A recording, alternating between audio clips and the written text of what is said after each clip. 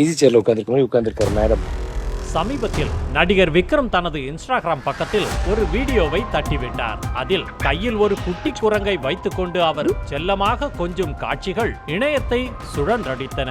அட, விக்ரம் சார் வீட்டில் புது செல்ல பிராணியா என ரசிகர்கள் லைக்ஸுகளை அள்ளி தெளிக்க, வனத்துறையின் பார்வையோ வேறு பக்கம் திரும்பியது. அந்த வீடியோவில் இருந்தது சாதாரண ஊர் குரங்கு அல்ல, தென்கிழக்கு ஆசிய நாடுகளின் அடர்ந்த காடுகளில் மட்டுமே வாழும் லார் கிப்பன் எனப்படும் அரிய வகை குரங்கு இனம். உங்களை பாக்குறீங்க நீங்க. That's you. Are you looking at yourself?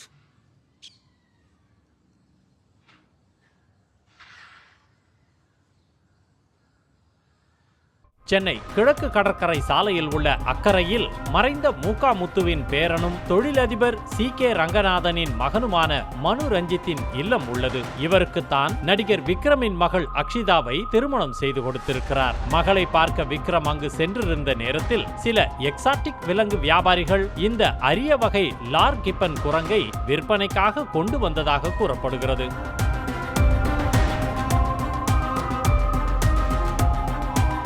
ஆரம்பத்தில் விக்ரம் இதனை வாங்க திட்டமிட்டதாக தெரிகிறது. அந்த உற்சாகத்தில் குரங்கை கையில் பிடித்து விக்ரம் ஒரு வீடியோவையும் எடுத்து இன்ஸ்டாகிராமில் ரீல்ஸாக பதிவிட்டார். ஆனால் குரங்கை வாங்கும் எண்ணத்தை கைவிட்டு பின்னர் வந்தவர்களிடமே அதனை திருப்பி அனுப்பிவிட்டதாக தகவல்கள் தெரிவிக்கின்றன. ஆனால் வீடியோ வைரலான சில மணி நேரங்களிலேயே வன உயிரின ஆர்வலர்கள் சமூக வலைத்தளங்களில் கேள்விகளை எழுப்பத் தொடங்கினர். சர்வதேச அளவில் பாதுகாக்கப்பட்ட CPC பட்டியலில் உள்ள ஒரு உயிரினம் எப்படி ஒரு தனிநபர் கைக்கு வந்தது என்பதே அவர்களது கொந்தளிப்புக்கு காரணம்.